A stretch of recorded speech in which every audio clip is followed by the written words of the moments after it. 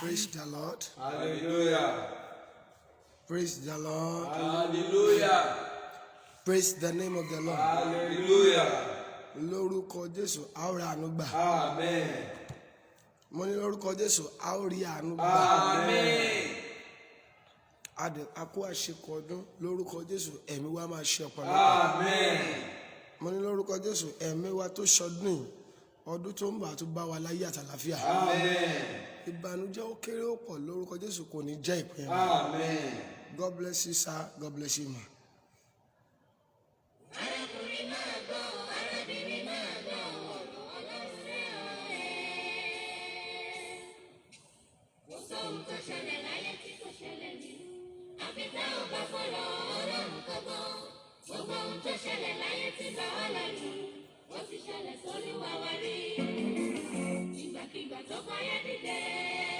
God bless you. Ẹ káàárọ̀ ma, ẹ káàárọ̀ sir.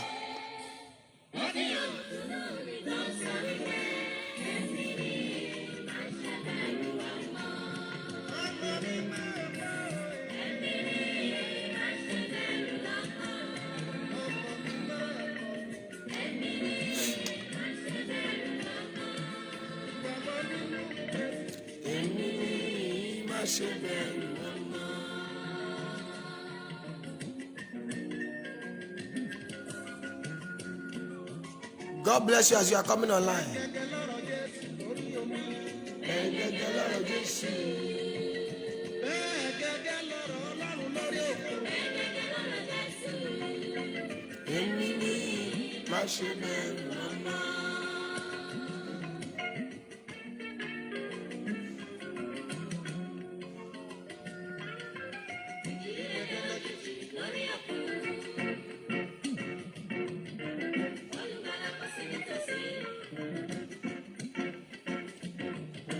Ìjì tó bá ẹ̀jẹ̀ tó bá lè rò sínú omi.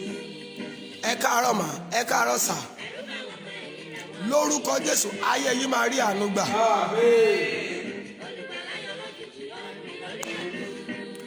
Bí ẹ ti wọlé ẹjọ́ bàbá mi share rẹ̀ 21 times. Èmi ni má ṣe bẹ̀rù ọmọ. Èmi ni má ṣe bẹ̀rù ọmọ.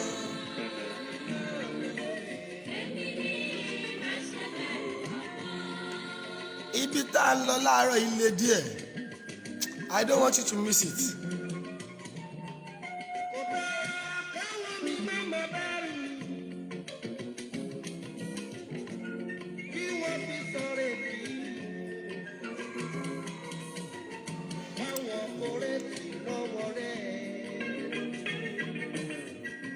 Olùgbàlà Pétérù ló fẹ́ ṣe bí Jésù Olúwa wa. Ẹ pé àwọn èèyàn wọlé sà. Ẹ bá mi share rẹ̀ fáwọn WhatsApp yín. Ẹ bá mi invite àwọn èèyàn. Ẹ share rẹ̀ lórí group 21 times. God bless you. Ọ̀bánigba Nance, God bless you sir.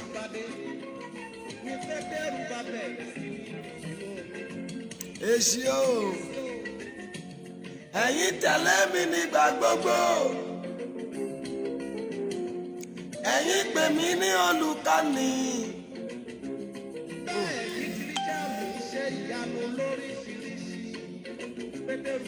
Kí ló dé tẹ́ tún fi ń bẹ̀rù níwájú Olúwa?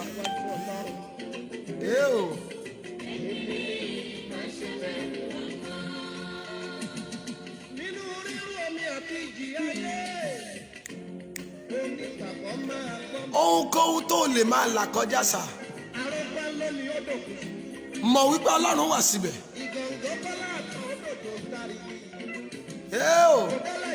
Bẹ́ẹ̀ wá gbòòrò. God bless you.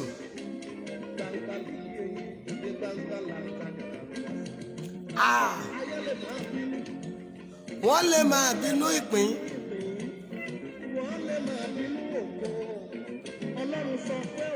Ẹ gbọ́ mi sà. Gbogbo àwọn tó ń bínú ẹ láì nídìí. Lórúkọ Jésù, Ọlọ́run máa fi àjùlọ hàn. Happy Easter to you, mommy. God bless you, ma. Mama tó kún bọ̀. Ayé dìtẹ̀.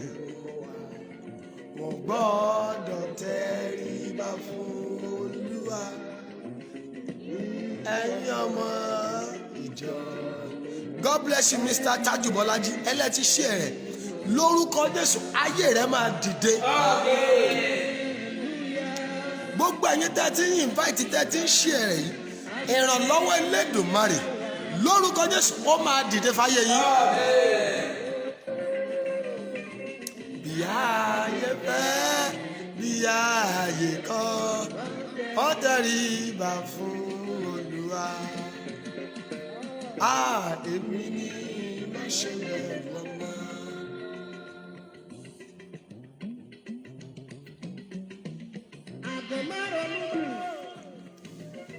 Kí ló ń là kọjá sá? Má ṣe bẹ̀rù ayé yìí. Oníṣègùn ayé ló lè ránmọ bí ìyẹn dókítà ayé. Àmọ́ oníṣègùn ńlá ni Jésù. Àìmọye àwọn tó níwọ̀n lè bímọ lánàá wọ́n ti padà dé ìyá àbẹ́ta lẹ́nu. Wọ́n tiẹ̀ ti lè pè alákọ ajá.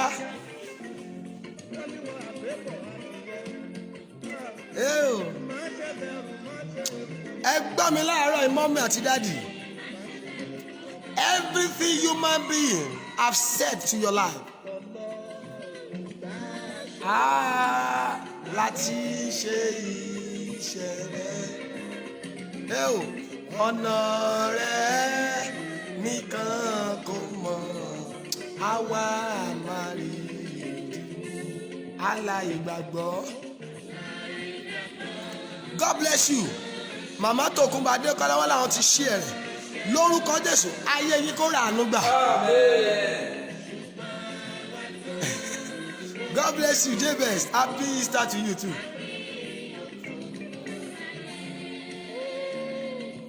Èmi ni má ṣe bẹ̀rù ọmọ. Tó o bá gbọ́ tọ́pìkì tọ́lọ́run ní ká fi gbàdúrà láàárọ̀ yìí, you will not want to miss it.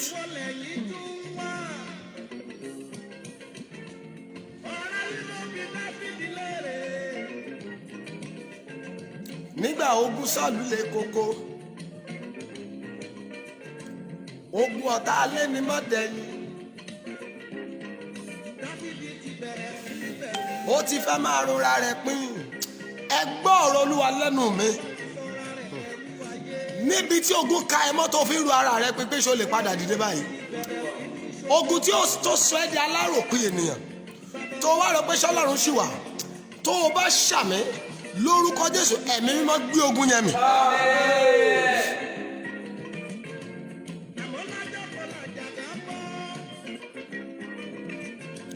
God bless you daddy. Wòlíì Olódùmarè ẹ̀kẹrin Emmanuel.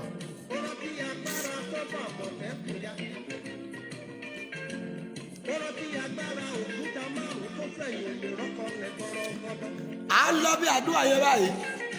I want you to get your Bible and your book. Nítorí ọ̀rọ̀ àárọ̀ yìí, you can never miss it. Mú Bible àti ìwé rẹ sílẹ̀.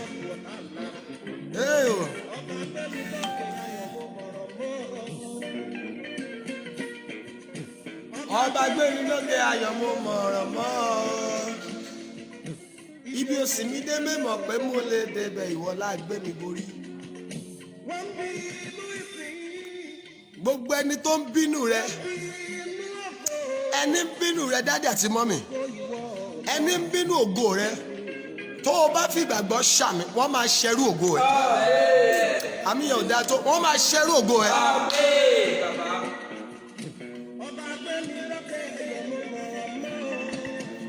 Sọ wípé àwọn ọ̀tá mi máa ṣẹrú ògo mi.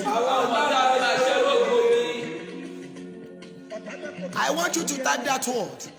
My enemy will become a slave under my glory.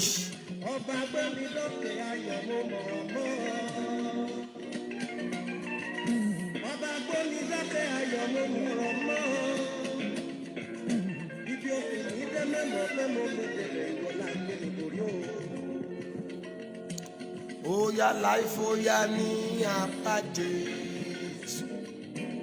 kò sóhun ẹ̀rù mọ́.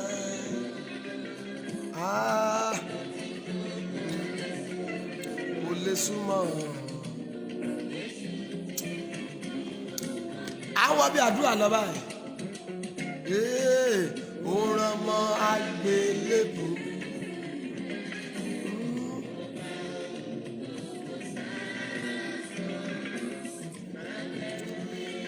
Ìkóríta tó o dé tí ojú ti ń tì ọ́, ìkóríta tó o dé tó dàbí pé ò lè sún síwájú mọ́, ìkóríta tó o dé tí ọ̀rọ̀ ara rẹ sú ọ, mo pe Ọlọ́run àwọn àpọ́stélì, gbogbo ẹ̀yin tẹ́ ẹ ṣàmì, tẹ́ ẹ táìpù àmì, tẹ́ ẹ ṣí ẹ rẹ̀ àtẹ̀jẹ́ ò tí ì ṣí ẹ rẹ̀, ọwọ́ agbára Olódùmarè ó yá kó gbé ẹ níjà níbẹ̀. Mo ní lórúkọ Jésù, ọwọ́ agbára Olúwa kó gbé ẹ níjà. Mo ní ọwọ́ agbára Olúwa kó gbé ẹ níjà. Mo ní ọwọ́ agbára Olúwa kó gbé ẹ níjà. Mo ní ọwọ́ agbára Olúwa kó gbé ayé rẹ níjà. Mo ní ọwọ́ agbára Olódùmarè àmì ti ẹ̀dá ó yá kó gbé ayé rẹ níjà. Ẹ pé àwọn ìyàwó lè sà. Bẹ́ẹ̀ ni, a dúpẹ́ lọ́wọ́ Ọlọ́run arúgbó ọjọ́ tó ṣeun ńlá nínú ayé wa sà. Ọlọ́run tó jẹ́ àrí ọdún Easter tọdún yìí tó jẹ́ àtúnṣe láṣeyọrí. Ẹnìkan ṣàmì tọdún tó ń bọ̀ ò ní bá wa níbojì. Mo ní tọdún tó ń bọ̀ kò ní bá wa mọ́ṣúárì. Mo ní tí ọdún tó ń bọ̀ lórúkọ Jésù kò ní bá wa lọ́gbà ẹ̀wọ̀n. Oh my God, God bless you. Tèmítọ́pẹ́, mo gbàdúrà ọdún Easter ti next year, àmì ni kí wọ́n ṣe ibi gíga tó ti nérò yẹn tó fẹ́ dé yẹn, ibẹ̀ ló máa ti ṣọdún tó ń bọ̀. Oh my God, ẹ wò mo mọ̀ bóyá o ti kọ́lé àbó ìtì ìkọ́lé, ṣùgbọ́n ibi rere tó máa fi ẹ́ lọ́kàn balẹ̀, àmì ìgbàgbọ́ ni kí wọ́n ṣe year 2022 ibẹ̀ ló máa ti ṣe. Oh my God, kí ló ṣẹlẹ̀? Mo ní ibẹ̀ ló máa ti ṣe. Ẹ pe àwọn èèyàn wọlé, ẹ jẹ́ àjọ gbàdúrà láàárọ̀ yìí, ẹ jẹ́ àdúpẹ́ lọ́wọ́ Ọlọ́run náà. Kí ni nǹkan tẹ́mi Ọlọ́run ní ká fi jọ sọ láàárọ̀ yìí? Ìtúsílẹ̀ lọ́wọ́ agbára ibojì. Deliverance from the power of the grave. Ìtúsílẹ̀ lọ́wọ́ agbára ibojì. Ẹ jẹ́ àdúpẹ́, Olúwa mo dúpẹ́ lọ́wọ́ rẹ. Pé o máa tú ayé mi lẹ̀ láàárọ̀. O máa tú ayé mi lẹ̀ ní òwúrọ̀. O máa ṣe kí ni sà? O máa tú ayé mi lẹ̀. Ẹ bá mi ṣe rẹ̀, ẹ pé àwọn èèyàn wa wọlé. O máa tú ayé mi lẹ̀ láàárọ̀ yìí. Ẹni Ọlọ́run bá tú sílẹ̀ lórí ìdáǹdègbà, ẹni Ọlọ́run bá tú sílẹ̀ ló rọ́nà lọ, ẹni ò bá rí tú sílẹ̀ gbà ó máa kú sínú ogun ni. Ẹ bá mi ṣe rẹ̀, ẹ jẹ́ àjọ gbàdúrà. Olúwa mo dúpẹ́ lọ́wọ́ rẹ láàárọ̀ yìí. Olúwa mo dúpẹ́ lọ́wọ́ rẹ lówùrọ̀ yìí. Pé o máa tú ayé mi lẹ̀ O máa tú ayé mi lẹ̀. lọ́wọ́ ogun ọjọ́ pípẹ́ o. Ó yẹ pé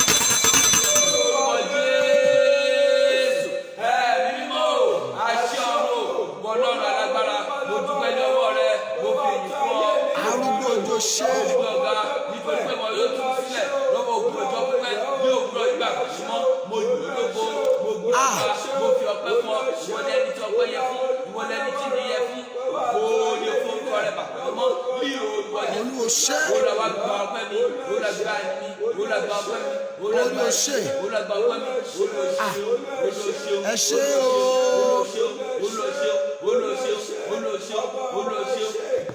arúgbó ọjọ́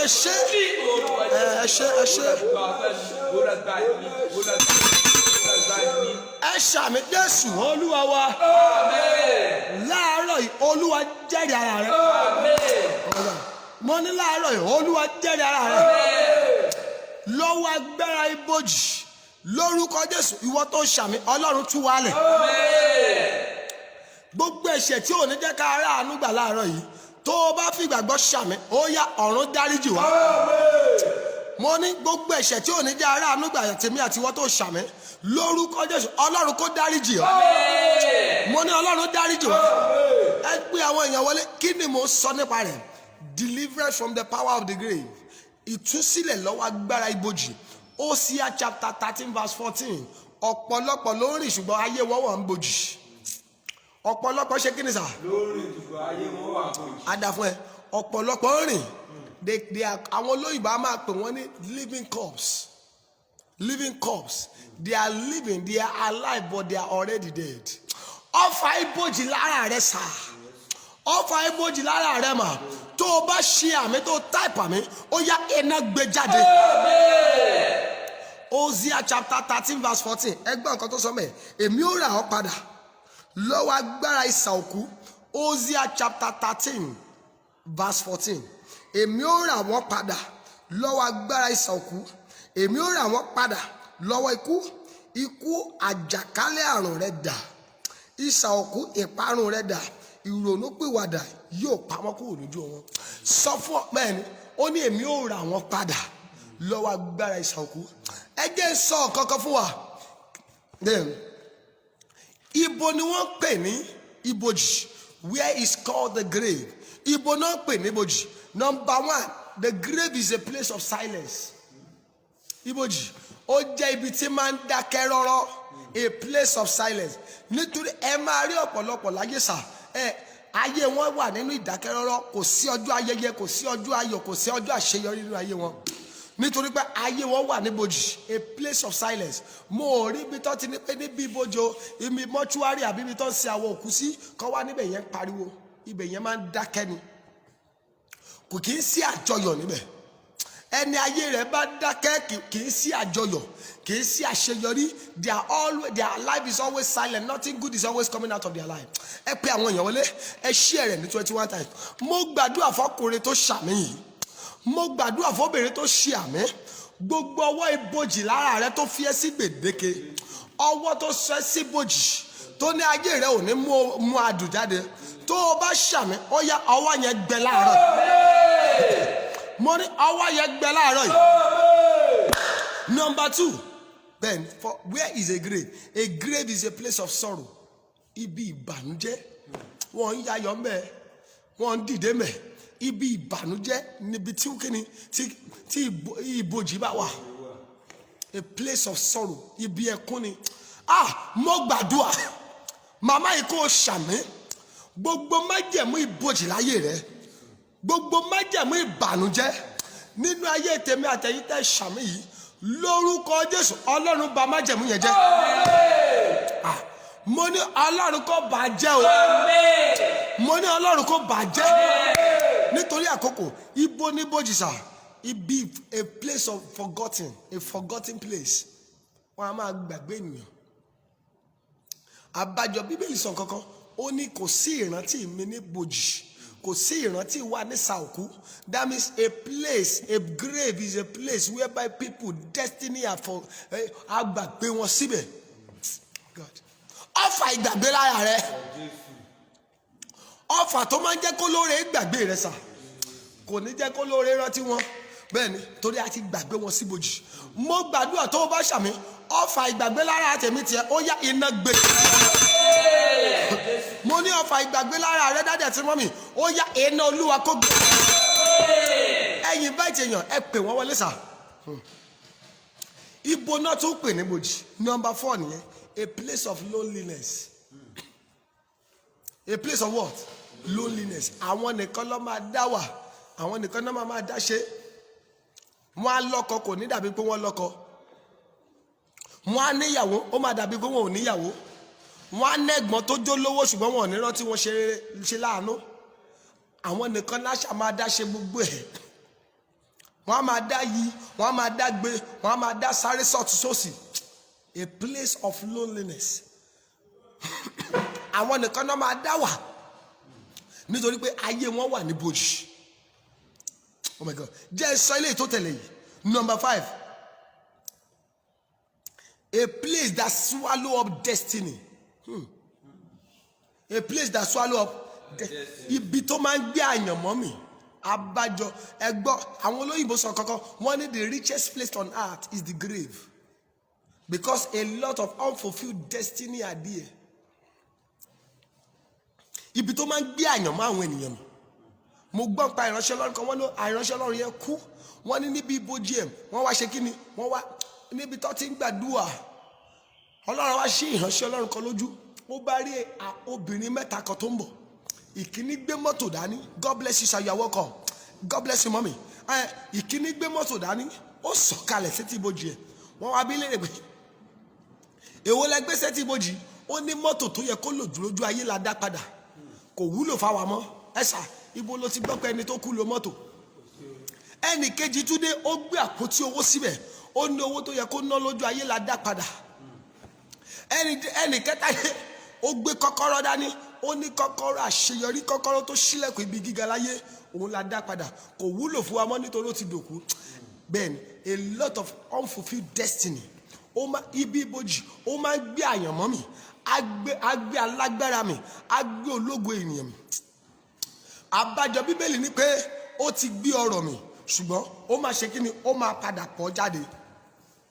Mo gbàdúrà ògo rẹ tí òkùnkùn ti gbé mi, ògo rẹ tó wà níbojì, àṣeyọrí rẹ níbojì, ọkọ tó yẹ kó o fẹ́ tó wà níbojì, ìyàwó tó yẹ kó o fẹ́ tó wà níbojì, ìlera rẹ tó wà níbojì, tó o bá ṣe àmì, ọwọ́ agbára àjíǹde láàárọ̀ ó yẹ kó gbé jáde. Sọ̀rọ̀ yẹn pé ayé mi jáde níbojì. Adáfẹ́ bó ti sọ yẹn, sọ pé ayé mi jáde níbojì. Báwo ló máa ṣe wá mọ̀ pé ayé rẹ wà níbojì? How ways, signs, àwọn àmì tó o bá ti rí àwọn àmì tí mo fẹ́ sọ yìí, àwọn àmì mẹ́fà yìí tó o bá ti rí inú ayé rẹ ṣá, mọ̀ pé ayé rẹ wà níbojì. Number 1, feeling to commit suicide. A máa dàbí pé kó para wọn. Wọ́n á wò pé no, akú ti ṣe gbogbo ẹ̀, nothing is coming out. Jẹ́ kó wọn para wọn jàre. Tóun bá wá sáyé, òun á máa tún yàn. Ta ló sọ fún ẹ pé wàá wá sáyé? Ta ló sọ fún ẹ pé wàá tún ayé mi, wàá tún ayé wá? Bẹ́ẹ̀ni, ìyẹn ni pé kó o lè mọ̀ pé ayé yẹn wà níbojì. A máa dàbí pé kó para wọn, kó ṣekú para wọn. Gbogbo ẹ̀ ti sú àwọn jàre. Agbélé kò ṣeé gbé, aṣetọ̀hún kò ṣeé ṣe, aṣelé kò ṣeé ṣe. Ó sú mi jàre, jẹ́ kó wọn para wọn. These are the signs that you know your life is in the grave. Number 2, work without gain. Wọ́n kàn ṣiṣẹ́ ni kò sí àṣeyọrí. Wọ́n ṣe gbogbo ẹ̀ kò sáṣeyọrí. God bless you sir. Wòlíì Olódùmarè, bàbá àṣẹ ọ̀rọ̀, Prophet Olúṣà, lórúkọ Jésù bàbá, ìpè yín ò ní kú sá.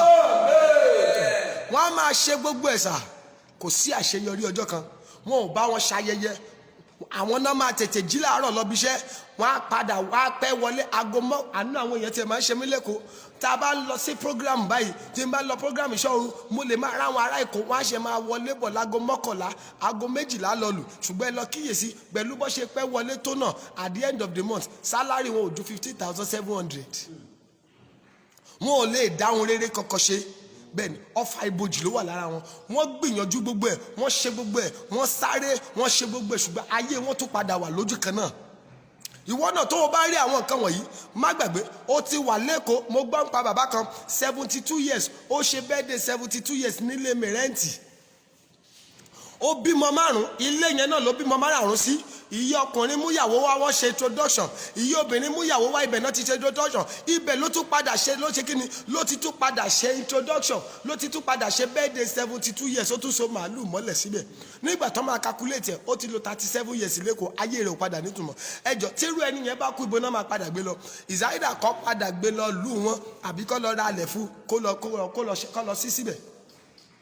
Ó ṣe gbogbo ẹ̀ lẹ́kọ̀ọ́, ayé rẹ̀ ò jọra wọn. Wòlíì Olódùmarè, Evangelist Phillips, God bless you sir. Ìpè yín ò ní kú sà. Ọfà ibojì á jẹ́ kéèyàn ṣiṣẹ́ kò ní dáhùn rere ṣe. Á jẹ́ kó ralẹ̀. Bàbá ọkọ àti ìyá kan sà, mo gbọ́ ìró wọn sà. Wọ́n ra ilẹ̀ lẹ́ẹ̀kínní wọ́n gbà, wọ́n ra kejì wọ́n gbà, wọ́n ra kẹta wọ́n gbà. Nígbà tó máa padà báyé wọn jẹ́, wọ́n wá pa àwọn ọmọ nílẹ̀ wọn nípa ẹ má jà wàhálà, ẹ já lọ fún yín níbí ibi Kánà. Wọ́n ralẹ̀ sí gbangba wọ́n gbà lọ́wọ́ wọn, wọ́n ralẹ̀ kejì sí gbangba wọ́n gbà lọ́wọ́, wọ́n wá padà lọ fún wọn ní Kánà. Nígbà tó dẹ̀ máa calculate iye ọdún tó ti jọ wà lẹ́kọ̀ọ́, àtọkọ àtìyàwó wọn ti ka 32 years. Ẹ sà, ṣé ẹni ralẹ̀ sí gbangba tí wọ́n gbà lọ́wọ́ ẹ̀, ṣé òun ló máa kọ́lé Kánà? Nítorí ọfà ibojì wà lára wọn ni. Á jẹ́ kéèyàn máa gbìyànjú, gbogbo ìgbìyànjú yẹn òfo náà ló ń padà já sí. Mo gbàdúrà, ẹ̀jẹ̀jẹ̀ mọ̀, ọfà ibojì ó máa jẹ́ kéèyàn lọ lóyìnbó, á tún jẹ́ kó ṣe gbogbo wàhálà níbẹ̀, kò ní jẹ́ kó mú nǹkan kan wá ń bí láti bẹ̀. Mo ò mọ bí tó ti wò mí sà, àmì ni kí wọ́n ṣe ọfà ibojì tó jẹ́ kó máa ṣe gbogbo ẹ̀, ṣùgbọ́n tó ò jẹ́ olákójọ. Ọfà ibojì tó jẹ́ fílẹ̀, ẹ fàyè iṣẹ́ gbà, ṣùgbọ́n ẹ má jẹ́ ó jèrè ń bẹ̀.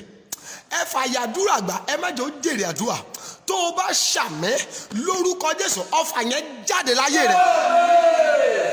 Number 3, tó o bá ti rìn, mo ní number 1, if you are seeing these signs, wàá mọ̀ pé ọfà ibojì wà lára ẹ̀. Mo ní number 1, feeling to commit suicide. Number 2, working without gain. Number 3, àpò tó ń jò, leaking pocket. Àpò tó ṣe kí ni? Ẹni ẹ pè wọ́n, ó ń ṣiṣẹ́ oh my God, ó ń ṣiṣẹ́ lóòótọ́, ṣùgbọ́n ẹni pé kó mú 10,000 naira wá, ìnira ni. leaking pocket. Oh my God. Ọmọ fẹ́ lọ léèwé á ṣètú lọ yáwó èló ní owó school ọmọ 15,300 kò dẹ̀ tí ìbíjọ ọmọ méjì lọ. Ìkíní wà primary 1 ìkejì ò tí ìbẹ̀rẹ̀ léèwé eléyìí tó wà primary 1 ni ò tí ìrówó san. Òun gan kò lè jẹ nǹkan tó fẹ́ nǹkan tó rí ló ń jẹ leaking pocket. Oh my God. Kò lè ṣe bó ṣe wù ú agbára káká ló fi ń ṣe ohun gbogbo tó yẹ kó ṣe láyé nírọ̀rùn. Ohun rere tó táwọn kan ṣe nírọ̀rùn agbára káká ni tiẹ̀. À ń bọ̀ wá bí àdúrà leaking pocket tó o bá ti rí àwọn kan wọ̀nyí ẹ sà that is sign that your enemy is already in the grave. Kí ni ohun ìkẹrin sà? Number 4 age limitation. Wọ́n á ní pé nínú ilé yìí mo gbọ́ pa ìdílé kan ẹni tó dàgbà jù ń bẹ̀ ní 40 years. Ẹni tó ṣe kí ni sà? Tó dàgbà jù bẹ́ẹ̀ 40. Ǹjẹ́ jẹ́ mọ̀ pé eléyìí tó lè gbàdúrà jù tó jẹ́ general overseer ló padà kú ní 59. Òun ló break limit yẹn age limitation. Wọ́n ní ṣé nínú ilé yìí a ti mọlé wọn ń dàgbà ń bẹ̀ ẹni tó dàgbà jù bẹ̀ ni àní nílé yẹn 40 lẹ́ni tó dàgbà jù eléyìí tó gbìyànjú pẹ̀lú àdúrà pẹ̀lú orí òkè òun ló fi kú ní 59 ṣùgbọ́n àwọn tó kù sá wọ́n bá lọ sá. Ǹjẹ́ jẹ́ mọ̀ pé nígbà tí bàbá yẹn break limitation yẹn làwọn ọmọ rẹ̀ náà dàgbà. Age limitation kò ń jẹ́ kí wọ́n ṣe rere bẹ́ẹ̀ni tó o bá rí àwọn nǹkan wọ̀nyí ọfà ibojì wà lára ènìyàn. Number 5 plans to do good thing without achievement. Oh my God wọ́n á ní èròǹgbà ohun rere mo fẹ́ ṣe rere wọ́n á bẹ̀rẹ̀ rẹ̀ wọ́n ní jẹ́ kó parí ẹ̀. Plans to do good things but they will never allow them to achieve that good things. Wọ́n á ní pé ẹ fi wọ́n rẹ̀ oh my God wọ́n á ní pé ṣébi iṣẹ́ yìí ẹ má wọrí mo máa ra mọ́tò oh my God ẹ sà téèyàn bá ti wọnú ọdún tuntun wọ́n á ní new year new resolution ẹ lọ kà go and wo gbogbo nǹkan tó kọ ní last year pé o fẹ́ ṣe nígbà tó ta máa dé tí ó gbójú ẹlòmíà ní pé kòró bà nǹkan jẹ́ ni kòró ni ò jẹ́ kóhun ṣe ọdún tí ò sí kòró mélòó ló dá ṣe mẹ́. Hello ó ti tún wọnú ọdún yìí báyìí oṣù kẹrin la tún wà yìí January to March ó ti kọ nǹkan tó ó ti ní wàá ralẹ̀ pé before February ó yẹ kó ralẹ̀ ó má gbàgbé owó ilé gan ò tí ì rí sọ débi pé wà ní kó fẹ́ ralẹ̀. Plan to do good things but without achieving them. Lọ́dún 2021 no 2020 yẹn ni wọ́n ló tiẹ̀ lágbára jù tó o bá bí eléyà á ní pé 20 ìgbà 20 àwo ẹbí mi léèrè àwọn tó sọ pé 20 plenty ohun rere mélòó náà wá padà dá ṣe nítorí pé ọfà ibojì bá wọn pẹ́ fi wọ́n lẹ̀ ẹ jẹ́ kó máa ní èrò rere ẹ jẹ́ kó máa kọ good things jáde ṣùgbọ́n àwa ò ní jẹ́ kó ṣeé ṣe fún wọn. Mo gbàdúrà fún ẹ láàárọ̀ yìí nítorí orí mi wò ó dẹ̀ ń ṣàmì gbogbo májẹ̀mú ilé bàbá yín nítorí orí mi wò láàárọ̀ yóò dẹ̀ ń ṣí ẹ̀ program yìí májẹ̀mú ilé bàbá rẹ sà májẹ̀mú ilé ìyá rẹ tó ní kó máa lérò gba ohun rere ṣùgbọ́n tó ní pé ìkọ̀kọ̀ ò ní ṣeé ṣe mẹ́ tó o bá ṣàmì ó yá májẹ̀mú yẹn bàjẹ́ láàárọ̀ wọ́n á máa lérò gba ẹ̀ ẹ jẹ́ á máa ní plan ẹ fi lóore ẹ̀fẹ́ ẹ jẹ́ kó máa lérò rere ṣùgbọ́n ìkọ̀kọ̀ ò gbọ́dọ̀ ṣe mọ́ lára. Number 6 fear of death. Fear of what? Fear of death. Ẹ wo ẹ̀rù akọ̀dédé máa bà wọ́n ibi tí ò síkú ẹ̀rù ikú á máa bà wọ́n. Mo gbàdúrà ọfà ikú lára rẹ ẹ̀mí tí ń ro èrò ikú lára rẹ sà lára àwọn ọmọbìnrin yìí lára ìwọ ọmọkùnrin yìí tó o bá ṣàmì láàárọ̀ yìí lórúkọ Jésù ó yá iná lè jáde mẹ́. Mo ní lórúkọ Jésù iná kó lè jáde mẹ́. Ẹ̀mí ikú ẹ̀mí tí ń ro èrò ikú lára rẹ ẹ̀mí tí ń rèrè ikú lára rẹ sà ẹ̀mí tí ń rèrè ikú lára rẹ mà tó nípa fílẹ̀ ẹ dá ìrìn àjò rẹ̀ rú kò gbọ́dọ̀ bá wọn ṣe rere sẹ́ lórúkọ Jésù nínú ayé rẹ bàbá nínú ayé rẹ màmá ọfà ikú yẹn ó yá kó laná jáde. Mo ní ọfà ikú yẹn kó laná jáde mo ní ọfà ikú yẹn kó laná jáde ọfà ibojì á jẹ́ kéèyàn lérò ǹgbà ohun rere ṣùgbọ́n kò ní jẹ́ ó ṣeé ṣe. ẹ jẹ́ lọ gbàdúrà àdúrà márùn lẹ́mí wọ́n fi sí mi lọ́kàn bẹ́ẹ̀ ẹ jẹ́ sọ fún Ọlọ́run màá wá sọ̀nà àbá tó o bá máa bọ́ lọ́wọ́ agbára ibojì bẹ́ẹ̀ wàá wo pé agbára ibojì ọ̀pọ̀lọpọ̀ ló rìn láyé ṣùgbọ́n tí àyànmọ́ wọn wà ní ibojì. Nọ́mbà ẹ jẹ́ gbàdúrà yìí ọ̀nà mẹ́ta tó o lè fi bọ́ màá sọ fún ẹ. Nọ́mbà 1 ẹ jẹ́ gbàdúrà agbára tí ń sọ ìlàkàkà mi dòfo wà á ní pé ó yá bá iná jáde lára mi má fi ṣeré o bẹ́ẹ̀ ni dábí tó o ti wò mí rú tó bá jẹ́nu yàrá ló wà wà á máa pariwo àdúrà yẹn ni sà ìbànújẹ́ ni kéèyàn gbìyànjú ṣùgbọ́n kí gbìyànjú máa yọ. Oh my God, ẹ gbọ́ àwọn kan Èkó yìí náà ni mo ti rí táwọn èèyàn jí jáde as early as 4 o'clock.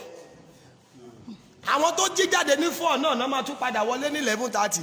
Aago mélòó náà sùn? Ẹlòmíì gan èèyàn mẹ́mbà mi kan sọ pé online mẹ́mbà mi kan tó máa ń wá sí program anidadi ó ní pé most time tóun bá délé ní 11:30 ibi tóun ti ń jẹun lòun máa ti sùn gbàgbé á tún padà jí ní 3:30 to 4 nítorí òun gbọ́dọ̀ ti kúrò lé ní 4 o'clock tí after 4 bá òun máa pẹ́ débi iṣẹ́. Màá wá wò pé ìgbà wo lẹ́yìn ní hypertension, ìgbà wo lẹ́ fi ń nísinmi. Bẹ́ẹ̀ni ẹni tọ́lọ́run dẹ̀ yàn kó máa dìde láyé ni ológo ńlá ni ṣùgbọ́n ó ṣì léwọ̀ ó ṣì bí wọ̀. Bẹ́ẹ̀ni wọ́n nípa ìfilẹ̀ ẹ jẹ́ kó máa gbìyànjú ẹ̀ ìlàkàkà ni àìkọ́ máa struggle ní ìlàkàkà ò gbọ́dọ̀ yọ láyé ẹ̀ ẹ jẹ́ àsọ fọlọ́run. Agbára tó ń fi ìlàkàkà mi ṣòfò. Ẹ̀sùn ẹgbọ́ ẹni tó jí jáde ní 4 o'clock tó wọlé ní 11 irú wọn ibo lẹ́rù kó yẹ kó máa kọ́lé sí. Banana Island ló yẹ kó máa kọ́lé sí ṣùgbọ́n ìgbẹ́ room and parlour self-contained ibi tó tún wọnú sí gan. Oh my God, ibi tó ń gbé gan tún wọnú jù. Room and parlour self-contained ló ń gbé. Oh my God, owó kò dẹ̀ tútù owó ilé ọdún kan àtàbọ̀sán.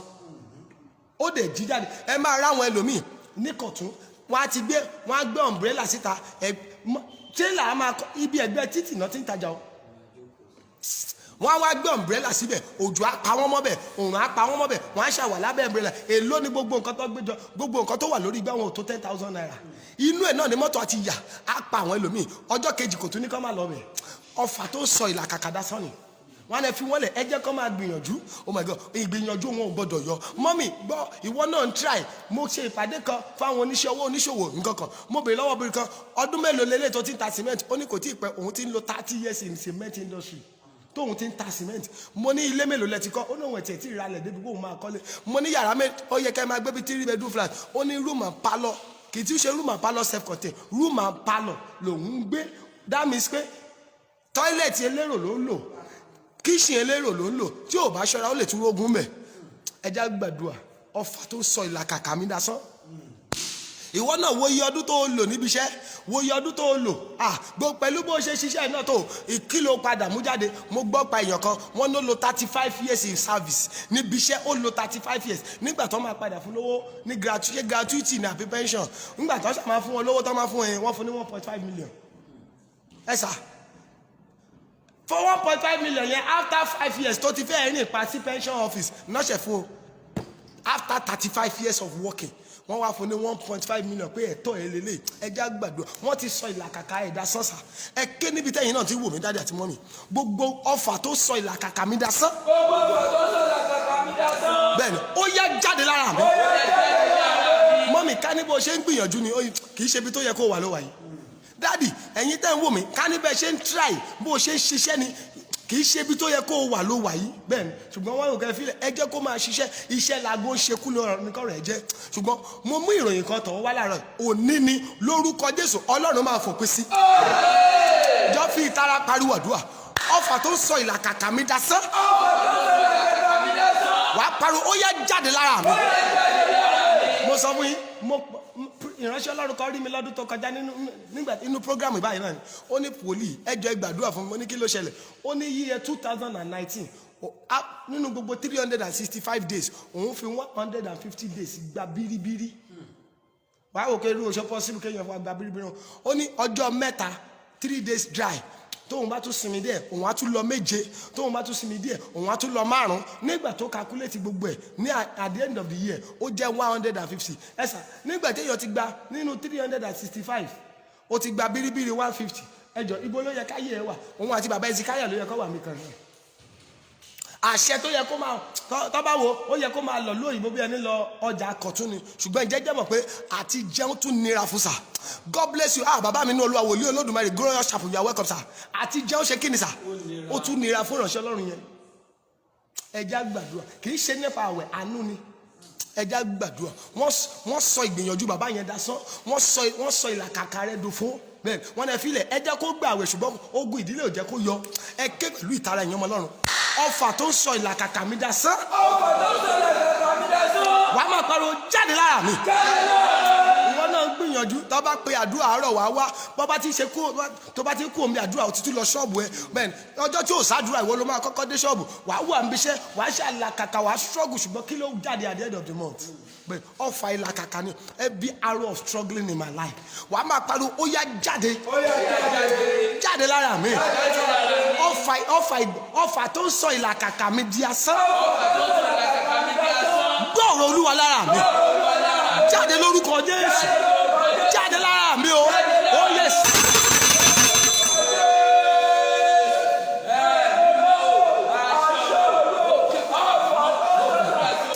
arúgbó ọjọ́ o.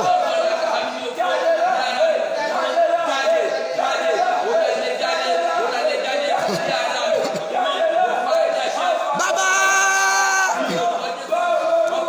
ọfà tó sọ ìlàkàkà mi dasán.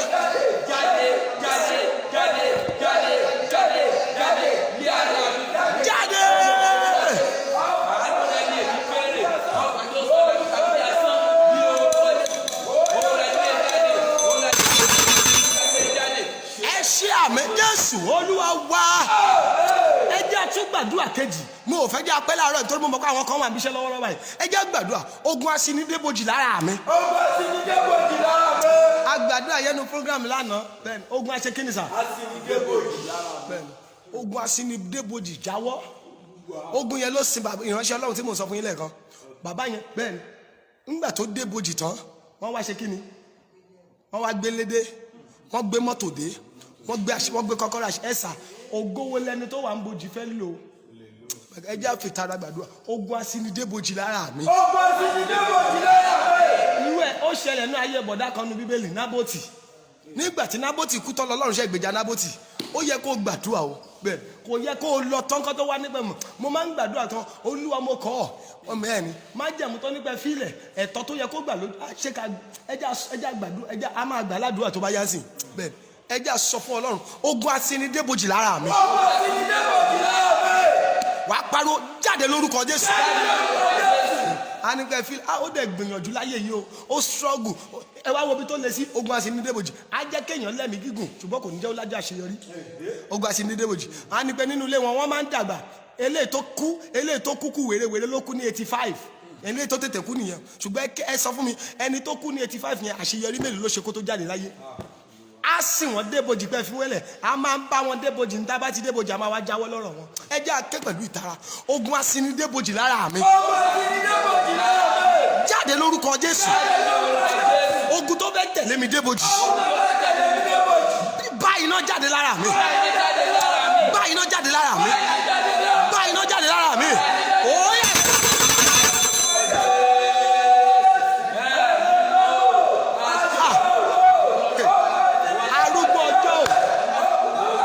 aṣinidébojì lára mi arúgbó ọjọ́ lé jáde bàbá yé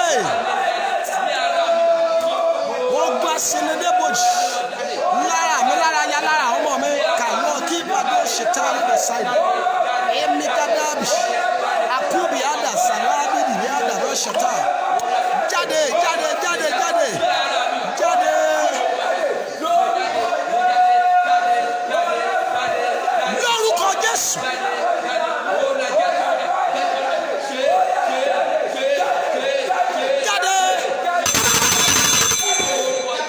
Ogun aṣinidébojì tó borí ìyá rẹ ogun aṣinidébojì tó borí bàbá rẹ torí orí mi wò láàárọ̀ yóò ṣàmì lórúkọ Jésù ó yá iná lè jáde mo ní iná lè jáde mo ní iná lè jáde. ẹ jẹ́ gbàdúrà àdúrà tẹ́ mi kò tí ì sọ kò sínú àdúrà kẹta tá a fẹ́ lọ gbà ṣùgbọ́n bá jẹ́ ń gbàdúrà lẹ́kọ̀ọ́ lẹ̀ mọ́ ní àgbà ẹ̀tọ́ tó yẹ kó fún mi lójú ayé mi. ẹ̀tọ́ tó yẹ kó fún mi lójú ayé mi. má jẹ́ fáwọn ọmọ mi lẹ́yìn ikú mi. àdúrà yẹn ò ní túmọ̀ sí yín. ẹgbọ́n mo gbọ́ nígbà tí bàbá mi wòlíì Ọlọ́run alààyè Prophet Timothy Olúwọlé Ọbádáre kú at the age of 85. ǹjẹ́ ẹ jẹ́ mọ̀ pé mo gbọ́ lẹ́nu àwọn èèyàn pé wọ́n ní bàbá Arẹ́gbẹ́ṣọlá he was the governor of Osun State today. lọ́jọ́ tí wọ́n máa sin bàbá ó fún àwọn ọmọ bàbá ní 35 million.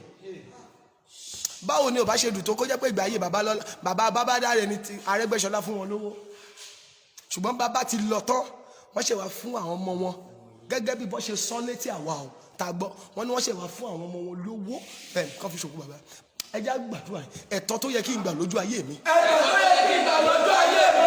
má jẹ́ fáwọn ọmọ mi lẹ́yìn ikú mi. má jẹ́ fáwọn ọmọ mi lẹ́yìn ikú mi.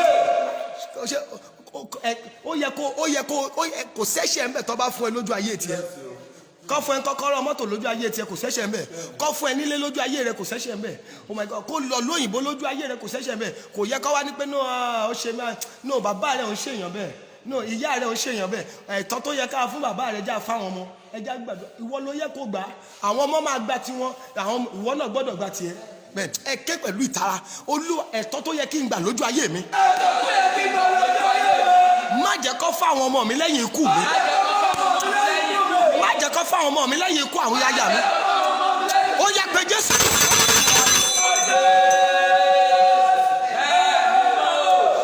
arúgbó ọjọ́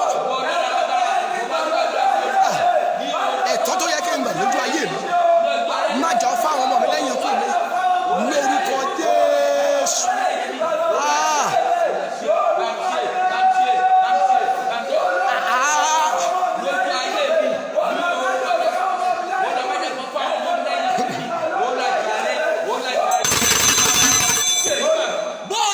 lórúkọ Jésù. Ọlọ́run fi àṣẹ dáhùn. Mo ní bó ti wí lórúkọ Jésù Ọlọ́run fi àṣẹ dáhùn. Mo ní bó ti wí lórúkọ Jésù Ọlọ́run fi àṣẹ dáhùn. Ẹ jẹ́ àgbàdua kẹta yẹn lẹ́yìn àdúrà eléyìí máa sọ ọ̀nà àbáyọ mẹ́ta yẹn fún wọn.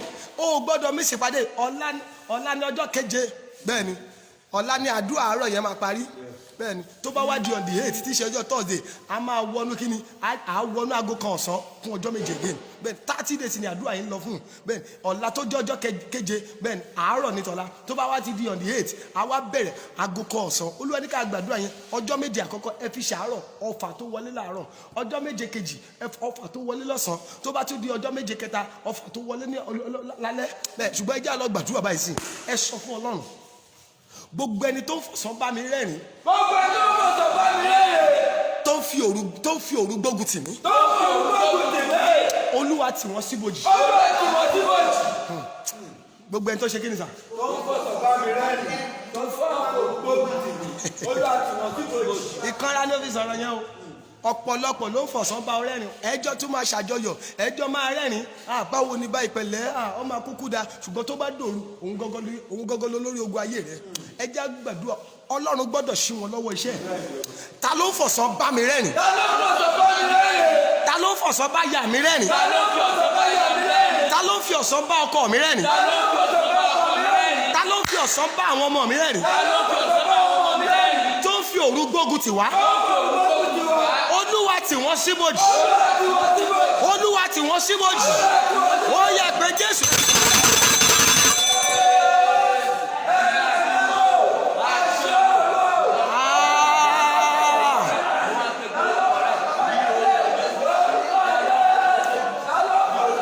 gbogbo ẹni fọ̀sán bá mi rẹ́rìn fòru gbógun tì wá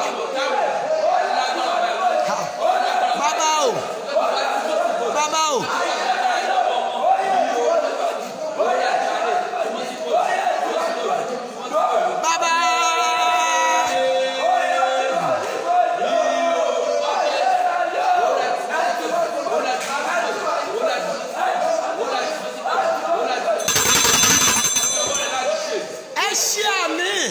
gbogbo ẹni fọ̀sán bá ọ rẹ́rìn ẹni fọ̀sán bèmí àti ẹ̀yin rẹ́rìn ṣùgbọ́n tó ń fi òru dáná ogun sínú ayé wa tó ń fi òru ní ayé wa lára tó lá òní nísinmi tó lọ́kọ rẹ ọ̀yáyá rẹ ọmọ rẹ òní nísinmi tó o bá táìpù àmì pẹ̀lú àmì tó le lórúkọ Jésù ẹ̀mí mímọ́ tì wọ́n sí.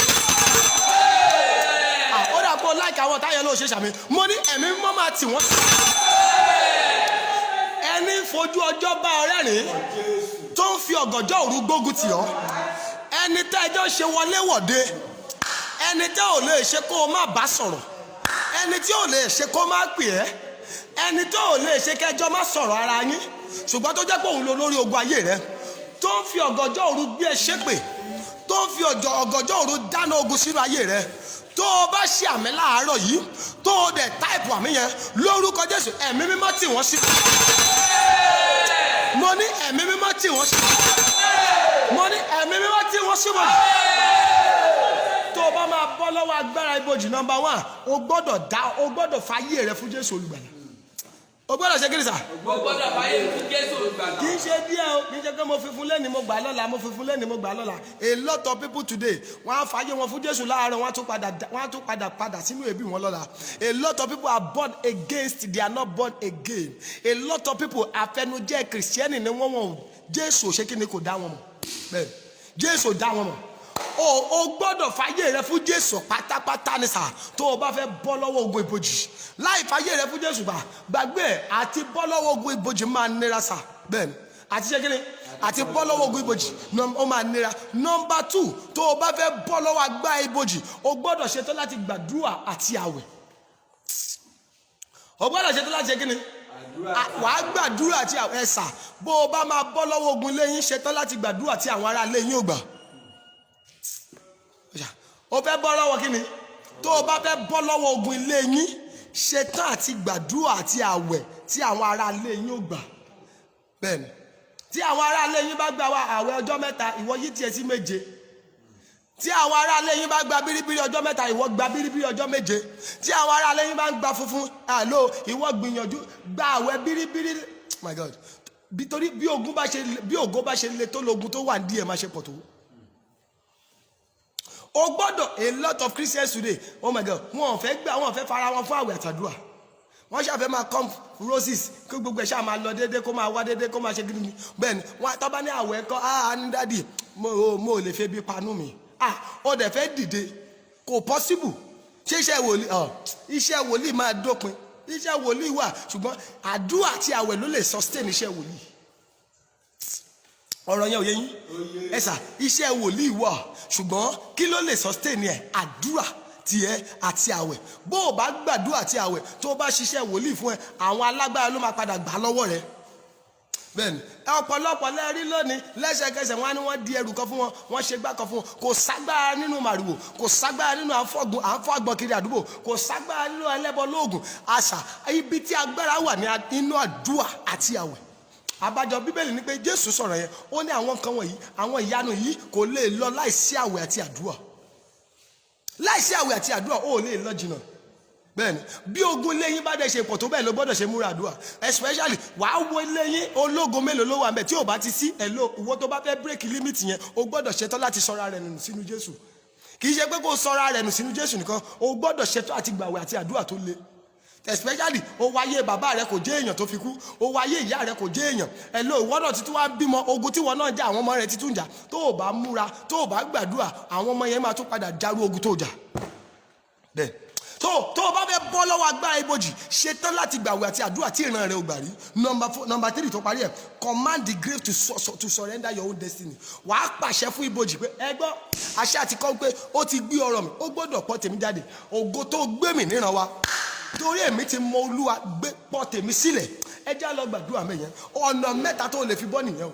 Ẹ já gbàdúrà ìkẹrin ká parí tòní eré gbogbo máa wá di aago 7 ní àárọ̀ la. Bẹ́ẹ̀ni ẹ pe Jésù sà ẹ sọ fún Ọlọ́run ọfà má tẹ̀gbẹ́ lára mi. Ọfà má tẹ̀gbẹ́ lára mi. Ọfà má ṣe kí ni. Ọfà má tẹ̀gbẹ́ lára mi.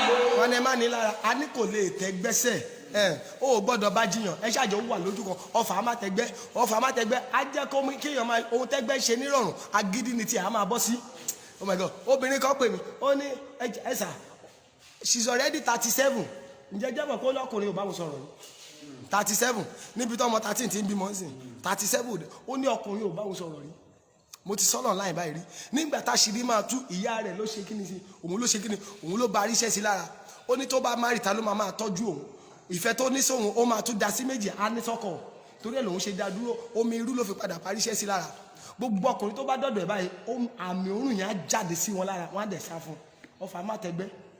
Ẹ̀jẹ̀ jẹ́ mọ̀ pé ní ìgbà tó máa padà bímọ ńkọ́ ọmọ tó yẹ kó fi ṣàbígbẹ̀yìn ló fi ṣàkọ́bí tí ò bá ráàánú gbà á ṣe wàhálà lórí ọmọ ó lè má jèrè ọmọ.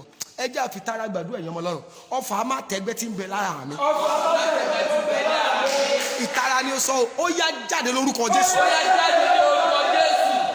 Ọfà má tẹ̀gbẹ́ wọn ní ó rárá lé rẹ ọfà má tẹ̀gbẹ́ wọn ní ẹ filẹ̀ kò ní ẹ má ní lára àwa ti mọ bí tá a bá tiẹ̀ dé ọfà má tẹ̀gbẹ́ ǹjẹ́ jẹ́mọ́ á máa yọ̀yàn láwùjọ ẹgbẹ́ ènìyàn ọfà má tẹ̀gbẹ́ kò ní jẹ́ kí wọ́n pè yàn síbi nǹkan yẹyẹ torí wọ́n mọ̀ pé tó bá pè ìwọ ló máa tó bá pè ìwọ lọ́ọ́ tún fún lówó ra mọ́tò ìwọ lọ́ọ́ fún lówó ọkọ̀ má pè kó má tún wá di bùkátà olú bùkátà tiwa kò rówó dání fún mi kò rówó dá fún àyè ohun tá à ń ṣe yìí tó bá tún pè wá wàá tún wá dípò fẹ́ fún lówó padà ẹ fílẹ̀ àti mọ́ tiẹ̀ bẹ́ẹ̀ ọfà mátẹgbẹ́ òun ló máa jẹ́ káwọn èèyàn nígbẹ́ máa ìyá yìí máa wọrí àti mọ́ tiẹ̀ bẹ́ẹ̀ máa wọrí àmọ́ pé nǹkan pọ̀ lọ́wọ́ ẹ̀ a máa wọrí kò nídìí kó ń wá àwa tá a wà tòsí a máa ṣe ẹjá gbàdúrà yẹn ọfà mátẹgbẹ́ ajẹ́kọ́ ṣe mítì ní nàìjíríà àwọn tó wà ń lo òyìnbó máa ṣáájú wọ́n tó wà nàìjíríà gbọ́ mítì ẹni tó wà ń lo òyìnbó ló ṣe máa pè wọ́n tó wà nàìjíríà pé báyẹn àǹtí mi ṣe ti gbọ́ nǹkan tó ṣẹlẹ̀ wọ́n ti ṣe mítì yẹn o àti ṣe mítì wọ́n ní pé 10,000 náà máa dá ìwọ́ tó dẹ̀ wà nàìjíríà wọn ò jẹ́ ògbọ́n kankan igi imú ẹ̀ lẹ́nà ti ṣe ẹjá gbàdúrà ọfà mátẹgbẹ́ lára mi wàá pariwo jáde lórúkọ Jésù èyí tó ṣe tó lára mi ọfà mátẹgbẹ́ tó dá ayé mi dúró sójú kan jáde jáde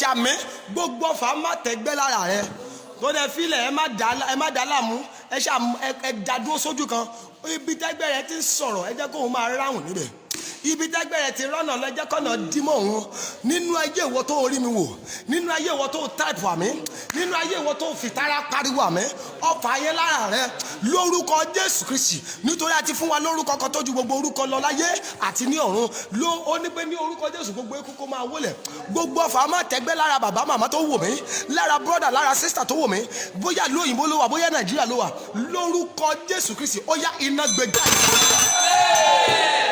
èyí tó jogún lára àwọn òbí tó bí ẹ lọ́mọ èyí tó jogún lára ọkọ oh my God ó ṣe Ọlọ́run ǹjẹ́ jẹ́ mọ̀ pé oh my God ìbálòpọ̀ láàrin ọkọ àtìyàwó májẹ̀mú ni oh my God ọkọ tó oh my God ọkọ tó lọ sí ìdílé ìyàwó tó ti ń ṣe rere tó bá wọn lò pọ̀ níbẹ̀ àmì má ṣe rere máa bọ́ọ̀lù obìnrin tó ń ṣe rere tó bá fẹ́ wọn níbi tí wọ́n ti ń ṣe rere sà tó ò bá ṣọ́ra àmì yẹn máa bọ́ọ̀lù mo kéde rẹ̀ bí wòlíì Olúwa tó ń ṣàmì ìwọ tó rí mi wò tó ń ṣàmì tó dẹ̀ ń táìpù àmì lórúkọ Jésù ọfà mátẹgbẹ́ tó jogún nílé ọkọ tó ti níbi tó ti fọkọ mọ́ mi ọfà mátẹgbẹ́ tó jogún nílé ìyàwó tó ti márì dádì ọfà mátẹgbẹ́ tó máa jẹ́ kí ọkùnrin ibẹ̀ ó ṣẹrú obìnrin ọfà mátẹgbẹ́ tó máa jẹ́ kí obìnrin ibẹ̀ wọ́n á lọ́kọ lóòótọ́ ṣùgbọ́n àṣẹ ó dìgbà tọkọ bá dé kó tó ṣohun rere tó o bá ṣàmì láàárọ̀ yìí nínú ayé rẹ ó yá iná gbé jáde mo ní lórúkọ Jésù iná gbé oh my God ọfà mátẹgbẹ́ tó máa jẹ́ kí obìnrin lè yín ṣẹrú oh my God wọ́n á ní pé nílé yìí obìnrin ibẹ̀ ń ṣe rere oh my God àbọ̀ orí ìyá rẹ̀ náà bí ìyá rẹ̀ ti gbìyànjú kò padà ṣe rere ọfà mátẹgbẹ́ mọ́ gbí pẹ̀lú àṣẹ Olúwa ọfà mátẹgbẹ́ tó máa ń pa wọ́n sórí ìso ọfà mátẹgbẹ́ tí kì í oh my God tó máa ń jẹ́ kí ẹgbẹ́ ó lọ jù wọ́n lọ ọfà mátẹgbẹ́ tí kì í jẹ́ kó rí ohun rere tọ́ka sí tó máa fi jáde láyé Olúwa yíyí àwọn tó ṣàmì ìdá tó fi ìtara ṣàmì nínú yàrá tàbí ọ́fíìsì tó ti ń gbọ́ mi bó ṣe lè wù kí wọ́n pọ̀ tó láàárọ̀ yìí ẹ̀yin méjì lẹ́wọ̀n àmì tẹ́tí wò mí ní àbẹ́ ẹ̀yin mẹ́ta tó o bá fi ìtara ṣàmì jẹni tó wà lẹ́gbẹ̀ẹ́ rẹ lọ mo kéde rẹ̀ láàárọ̀ yìí ọfà mátẹgbẹ́ tó máa jẹ́ kí ẹ kú sórí ìlàkàkà tó máa nígbà fi wọ́n lẹ̀ wọ́n máa gbìyànjú ní ṣùgbọ́n ọfà mátẹgbẹ́ ò kì í jẹ́ kó jẹ́ èèyàn láyé mo kéde rẹ̀ láàárọ̀ yìí nítorí orí mi wò ó dé ń táìpù àmì òun ṣàmì lórúkọ Jésù ó yá iná Olúwa gbé oh my God ọfà mátẹgbẹ́ tí máa jẹ́ káwọn ẹgbẹ́ rẹ ó lọ jù ẹ lọ oh my God ọfà mátẹgbẹ́ á jẹ́ kéèyàn lọ lóyìnbó àwọn tó tètè ó máa ti wà ń bẹ ọdún márùn ẹni tó dẹ̀ wọ̀ lóyìnbó máa tó ṣáájú ẹgbàwé ìgbèlú ọfà má tẹ́gbẹ́ tó máa ń jẹ́ oh my God ó jẹ́ o kàwé kò jẹ́ kó oríṣẹ́ fi ṣe ọfà má tẹ́gbẹ́ ó jẹ́ kí ayé oh my God ọmọ last born lẹ́yìn pé ìwọ first born láǹtí nítorí ìwọ àǹtí go tí ìlọ́kọ débi pé wàá bímọ mo kéde rẹ̀ ọfà má tẹ́gbẹ́ tó jẹ́ o máa ṣẹrú lábẹ́ ẹni tí ò lógo tó ẹ ọfà má tẹ́gbẹ́ tó jẹ́ kí ìwọ bàbá kí ẹgbẹ́ àbúrò rẹ máa sọ̀rọ̀ sí ẹ tí wàá tún máa nípa ẹ má bínú mọ́ mi wá nítorí pé ohun tó yẹ kó o fi pa lẹ́nu mọ́ kò sí lọ́wọ́ rẹ mo sọ pẹ̀lú àṣẹ Olúwa báyìí nínú ayé dádì tó ṣàmì nínú ayé mọ́mì tó ṣàmì ọfà má tẹ́gbẹ́ yẹn lára rẹ ó yá jáde ọfà má tẹ́gbẹ́ lára ọkùnrin tí mò ń wò yìí oh my God tó jẹ́ kó o máa lọ lé àná rẹ ní ìnáwó kù oṣù kan oh my God nítorí ohun tó máa gbélé ò sí lọ́wọ́ rẹ wà wá ní pé no owó fífún ni ò té èèyàn ẹ jẹ́ lọ ṣeṣe mi gẹ́gẹ́ bí ènìyàn bẹ̀ ìwọ ló gbẹ́kọ̀ tó kú ìwọ ló lọ forí ru síà ìwọ ló ta kanopi nítorí ayé rẹ wà lójú kan mọ́mì ìnáwó kóṣù kan ló ti débi tó ti ń ṣe patí nítorí ìwọ ló tú fún ẹran ìwọ ló lọ bí ata patí ṣe pọ̀ tó ẹ̀mẹ́rin lórí tó rù mo wí pẹ̀lú nítorí ọ̀fà má tẹ́gbẹ́ wà lára rẹ mo kéde rẹ̀ báyìí bíi pẹ̀lú àṣẹ Olúwa ọfà má tẹ́gbẹ́ tó ń jẹ́ o máa ṣẹrú tó sọ ẹ́ di aláàtọ̀ tó ń sọ my God mo ti gbọ́ Olúwa ní ìsọ́bà ọfà má tẹ́gbẹ́ tó sọ ẹ́ di alágbe tó jẹ́ pé kó o tó ṣe nǹkan 10,000 wàá tún pè èèyàn ní wàá pe ẹ̀gbọ́n rẹ wàá pe àbúrò rẹ nítorí o fẹ́ ṣe nǹkan 10,000 naira wọ́n ti wá mú ẹ̀ tó bá ti rí kọ́ọ̀lù ẹ wọ́n ti ignore kọ́ọ̀lù ẹ wọ́n ò fẹ́ píìkì kọ́ọ̀lù ẹ mọ́ wọ́n ti mọ̀ pé tó o bá pè o fẹ́ tún tọrọ owó ni mo sọ pẹ̀lú àṣẹ Olódùmarè nípa ikú àti àjíǹde Jésù àṣẹ tó tẹ ayé dó àṣẹ tó dá àwọn sánmọ̀ àṣẹ tó dá ohun gbogbo tí ẹnikẹ́ni ò dá mo wí pẹ̀lú àṣẹ yẹn sínú ayé rẹ ó ní ẹ jẹ́ kí ìmọ́lẹ̀ kó wà ìmọ́lẹ̀ sí wà àṣẹ Jésù àṣẹ olùràpadà ẹ̀dá ènìyàn àṣẹ Olódùmarè ni mo fi sọ ọfà tó sọ ẹ́ di ẹrú ọfà tó sọ ẹ́ di atọrọjẹ ọfà tó sọ ẹ́ di alágbe tó o bá ṣàmì láàárọ̀ yìí lórúkọ Jésù ó yá iná gbé jáde mo ní iná gbé jáde mo ní lórúkọ Jésù iná gbé jáde ẹ jẹ́ gbàdúrà kan tó kù pẹ̀lú ìtarajọ fi kọ́ra sọ wàá máa gbá gbogbo àgọ́ra yẹn ọfà afagídí ṣohun rere lára mi ẹ̀yin tẹ́ ẹ lọ̀rọ̀ arúgbó ọjọ́ sọ pé ẹ ò pọ̀ àwa mẹ́ta níbí báyìí ẹ̀yin bíi mẹ́wàá lọ́nà ìlẹ́ni ṣùgbọ́n tó bá ti jẹ́ tiẹ̀ jọ torí Ọlọ́run jọ fi tara gbà á ọfà kí mo pè é ẹ wo bí tó le sí mọ́mì bíbélì sọ kọ́kọ́ ó ní ìkẹyìn ọjọ́ ọkùnrin méje á máa dìrọ̀ mọ́kùnrin obìnrin méje á dìrọ̀ mọ́kùnrin kan pé òun fẹ́ fẹ́ bí obìnrin méje ṣe ń dìrọ̀ mọ́kùnrin kan ọkùnrin mi dẹ̀ tún wà kó tún níyàwó mo sọ ní January ọkùnrin kan wá fún program tá a máa bẹ̀rẹ̀ lọ́la yìí 56 years old kò tí ì níyàwó 50 kí mo pé ẹ̀sà tó bá tiẹ̀ padà níyàwó àwa nípò bímọ ní 58 tí ìyẹn tí ò bá lámì ìdádúró lára tó bá bímọ ní 58 ẹ̀sà after ẹ̀rọ 20 pọ̀ 20 okay education ọmọ yẹn wá yá 2025 ẹ̀rọ pọ̀ mọ́ 56 ó ti ń wọ 80 something ẹ̀sà tí ò bá ṣọ́ra kò ní jèrè ọmọ yẹn kò lè ṣe kí ni kò lè jèrè ọmọ yẹn ẹ jẹ́ àfitara sọ̀rọ̀ ẹ̀yẹn mọ́ lọ́rùn ọfà afagídí ṣòwò rere. ọfà afagídí ṣòwò rere.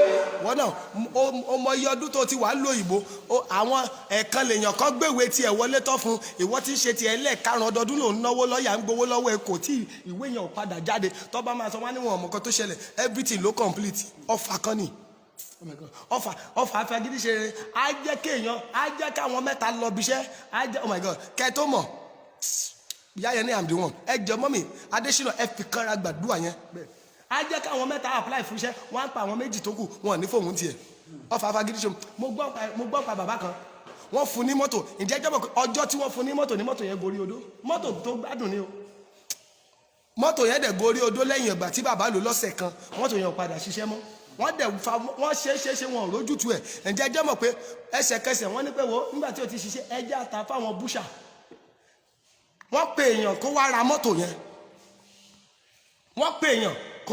yẹn tálẹ́ ẹjọ́ hour online please wọ́n pe èèyàn kó wá ra mọ́tò yẹn ìgbà tí ẹni tó wá máa ra mọ́tò yẹn débẹ̀ yẹn ǹjẹ́ jẹ́ mọ̀ pé wọ́n dẹ̀ ti kọ́kọ́rọ́ bọ̀ wọ́n ti fún bàbá lówó wọ́n ti kọ́kọ́rọ́ bọ̀ mọ́tò dẹ̀ start ọ̀rọ̀ yẹn ò yé yín bàbá wọ́n fún bàbá yẹn ní mọ́tò ìránṣẹ́ Ọlọ́run wọ́n fún wọn ní mọ́tò, bàbá dẹ̀ wa mọ́tò lọ́sẹ̀ kan, mọ́tò dẹ̀ gorí odó, odidi ọdún 5 mọ́tò wà nílẹ̀, wọ́n ṣe wọn ò rójútu ẹ̀. Ọjọ́ tí wọ́n tà á fẹ́ẹ̀yàn bẹ́ẹ̀ nìyẹn ṣe débẹ̀ tó yọ̀ǹda kọ́kọ́rọ́ fún tó wọ́n ṣèwé tán, ẹnìyẹn dẹ̀ stáàtì mọ́tò dẹ̀ stáàtì lẹ́sẹ̀kẹsẹ̀, bàbá káwọ́ mórí ni ọfà fagídí ṣòwò rere. wọ́n ní pé ta ló lo mọ́tò lẹ́yìn ẹ fílẹ̀ àní ó má rà kò ní rí lónìí. ẹ wò ọfà fagídí ṣòwò rere á jẹ́ kéèyàn fọ́kọ kò ní jẹ́ kó jèrè ọkọ yẹn, ọkọ máa lówó lọ́wọ́ kò ní fi mọ̀ ìyàwó, ìyàwó wa máa ṣe wàhálà bíi pé ọkọ ẹ̀ wọ́n á máa wò pé mọ́mì kí ló dé tẹ̀ ṣe wàhálà báyìí, dáàdì yín lówó náà. wọ́n á ní pé ẹjẹ́ àjà máa gbàdúrà, ẹjẹ́ àfitara sọ̀rọ̀, ẹ fi kan ra ké tó bá jẹ́ wọ́n ló lọ̀rọ̀ yìí, ọfà fi agídí ṣòwò rere lára mi. ǹjẹ́ mọ̀ pé ọfà yìí kò síṣẹ́ méjì tó ń ṣe o, ó máa ń waste àyànmọ́ ni o. a ṣe kí ni?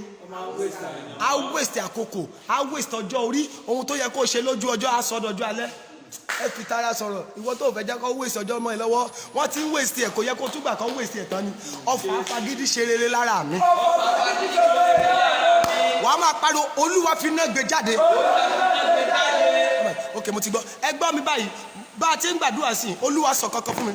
gbogbo èèyàn láàárọ̀ la ẹjọ́ ẹ máa mísì ẹ̀, aago 8 láàárọ̀ la Olúwa ní kí gbogbo èèyàn lọ ra ọsàn ẹyọ kan. bẹ́ẹ̀ni a máa gbà bá a bá ṣe ń gbàdúrà sí láàárọ̀ látọ́, bẹ́ẹ̀ni Olúwa ní ẹsẹ̀kẹsẹ̀ ló gbọ́dọ̀ mú. bẹ́ẹ̀ni èdìdí ẹ̀ ń bọ̀ sá, Olúwa ní gbogbo èèyàn ní àárọ̀ la.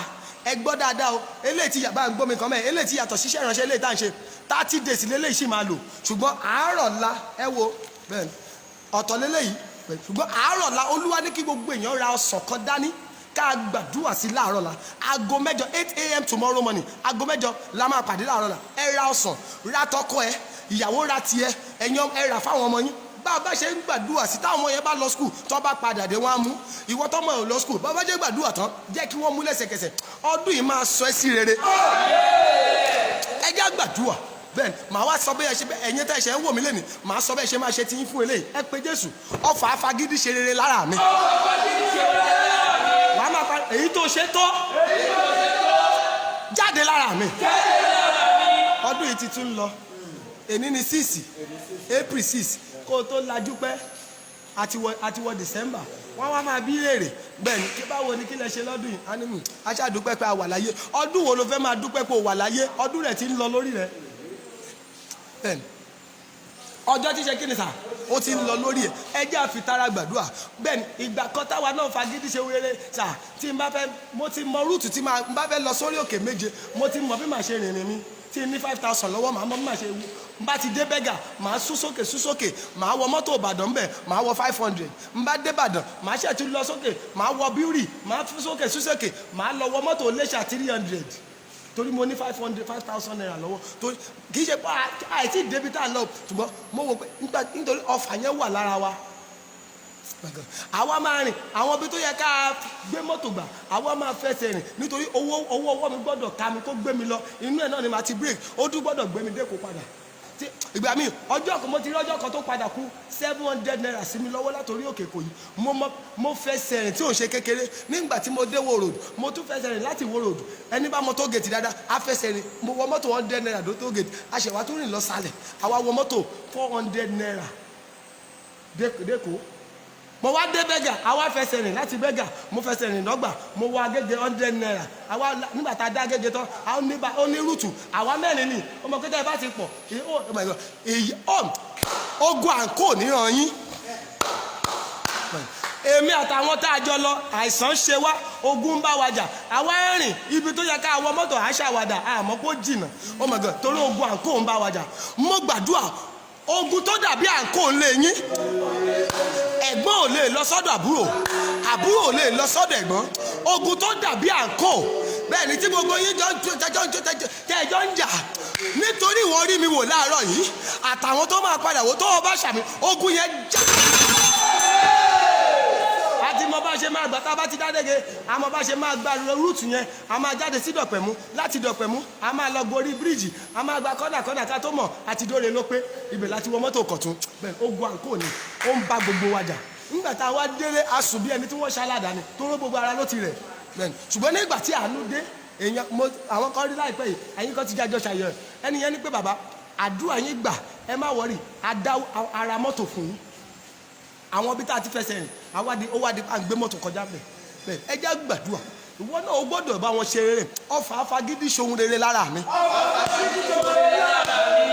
jáde lórúkọ Jésù jáde lára mi mo sọ fún yín nígbà wo nìyẹn mo ní à ń ṣe online program àwọn ọmọ kékeré kan Dubai làwọn ọmọ yẹn ti wò mí àwọn àtìyá wọn wọn sí online báyìí bẹ́ẹ̀ àwọn àtìyá wọn wá wò àwọn ọmọ yẹn dẹ̀ sọ pé no we don't like how daddy is sweating mommy give daddy money let him go and buy fan jẹ́ta làwọn ọmọ yẹn sẹ́ndì owó yẹn sí mi pé daddy this is the money for fan go and buy fan wọ́n dẹ̀ mọ̀ pé àwa tiwa àti káwa lábẹ́ fan káwa lábẹ́ èsì ìlágbọ́n àmà jáde lára wa ni ẹ wo bí tọ́lọ́run lọ fi ojú àánú sí ara àwọn ọmọdé kéékèèké mo fẹ́ kí wọn náà gbàdúrà ọlọ́run gbọ́dọ̀ ṣàánú rẹ lọ́dún yìí o gbọ́dọ̀ tún kú wá yìí bẹ́ẹ̀ ẹ pé Jésù ṣùgbọ́n tí ọfà yẹn bá ẹ̀sà ọfà yẹn jáde lára mi lọ́lọ́run ṣe fàánù mi sójú àwọn ọmọdé o kò fi sójú àgbàlagbà ó ní mommy I don't like how daddy is sweating buy daddy fan ẹ jẹ́ gbàdúrà ìwọ náà ọfà fagídí ṣòwò rere lára mi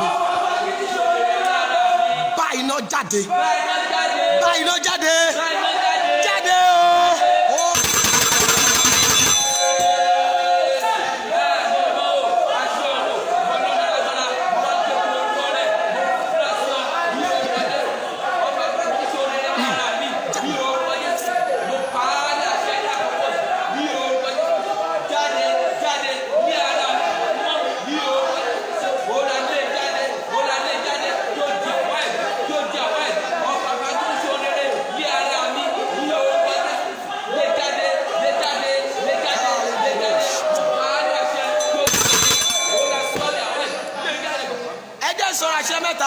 mo ti gbà kókò àwọn èèyàn yìí ẹ jẹ́ má bínú torí Ọlọ́run ọfà fagídí ṣohun rere lára yín sà tó ní ẹ fílẹ̀ ìlépa yóò wò níjó já síbi re ọ̀rọ̀ àṣẹ ní àmì ní kí wọ́n ṣe lórúkọ Jésù ọfà yẹn jáde lára rẹ̀ ọ̀rọ̀ àṣẹ kejì rẹ̀ ogun asọ ní dèrò ẹ̀yìn níbi gbogbo mi ò mẹ́ni tó ní ọ̀rọ̀ yẹn o ogun tí máa sọ̀yàn dèrò ẹ̀yìn tó yẹ pé ibi gbogbo tó bá dé láyé àwọn ẹni iwájú máa wà òun á padà jáde lẹ́yìn ni ọfà asọ ní di èrò ẹ̀yìn tí kì í jẹ́ kéèyàn ó dẹni wájú tí kì í jẹ́ kọ́mọ èèyàn dẹni wájú àṣẹ ni àmì ni kí wọ́n fi dá èmi lóhùn kó o táìpù àmì pẹ̀lú iná yẹn lórúkọ Jésù àmì kan fáyà kan ọfà yẹn jáde lára rẹ̀. ọdún 2021 yìí ọ̀rọ̀ àṣẹ tó gbẹ̀yìn rẹ̀ àmì mẹ́ta ni ó fi dáhùn ìrànlọ́wọ́ níbi tó tọ́jú àpamọ́ sí Olúwa tó bá jẹ́ lóòótọ́ ni mo rí àánú gbà lójú àwọn ọmọ kéékèèké tí mi ò mọ̀ tó yẹ kó wọ́n kàn ń wo prógráàmù náà ni owó ìwọ náà dádì àti mọ́mì tó ń wò mí ìrànlọ́wọ́ níbi tó tọ́jú ẹ̀ pamọ́ sí àánú níbi tó tọ́jú ẹ̀ pamọ́ sí ìgbédìde níbi tó tọ́jú ẹ̀ pamọ́ sí àmì mẹ́ta ni kó ṣe o àmì mẹ́ta lórúkọ Jésù ó yá kó jáde sí ọ. ó dẹ̀ máa ráàánú gbà àmì yẹn ò gbádùn tó ó máa ráàánú gbà kí oṣù kẹrin yìí ó tó dé làjì ìyẹn 15 lórúkọ Jésù ó máa ṣayẹyẹ mo ní ó máa ṣayẹyẹ mo ní ó máa ṣayẹyẹ òkè gbọ́ obìnrin ìwọ ló lọ̀rọ̀ yìí ohun tó pa ẹlẹ́kún lóru mọ́júmọ́ àárọ̀ yìí ohun tó mi ò mẹ́ni yẹn ohun tó gba omijé lójú rẹ lóru mọ́júmọ́ àárọ̀ yìí ìwọ tó ní ọ̀rọ̀ yìí jọ ṣe àmì o èmi ò mọ̀ ìfihàn Olódùmarè rèé Olúwa sọ pé ẹni yẹn jí lóru mọ́júmọ́ àárọ̀ ó dẹ̀ sun ẹkún yẹn àdí akabo alimaduria ohun tó gba omijé lójú rẹ mọ́júmọ́ àárọ̀ yìí tó sun ẹkún lé lórí pé Ọlọ́run báwo ló máa ṣe ṣe gẹ́gẹ́ bí ìfihàn Olódùmarè mo fi àṣẹ Olódùmarè sọ tó o bá ṣàmì ma alia akadibi adobi alubasaida ogun tó gba omijé lójú rẹ mọ́júmọ́ àárọ̀ yìí Ọlọ́run ìfihàn Ọlọ́run tó ń fi àṣírí kankan ẹni tó ṣe àmì ìdá ẹni tó ṣe àmì ìdá ẹni tó ṣe àmì ìdá kó tó tú on the 15 ogun tó gbomijé lójú rẹ yẹn lórúkọ Jésù ó máa pa ẹ́ lẹ́rìn ayọ̀ mo ní ogun yẹn máa pa ẹ́ lẹ́rìn ayọ̀ ìgbà kẹta rẹ̀ ó máa pa ẹ́ lẹ́rìn ayọ̀ ìgbà kẹrin ó máa pa ẹ́ lẹ́rìn ayọ̀ ìgbà karùn-ún ó máa pa ẹ́ lẹ́rìn ayọ̀ ìgbà kẹfà ó máa pa ẹ́ lẹ́rìn ayọ̀ ìgbà keje lórúkọ Jésù ó máa pa ẹ́ lẹ́rìn ayọ̀ kò dẹ̀ yí padà o adúpẹ́pẹ́ yẹn náà ti bọ́ Jésù Kristi Olúwa wa.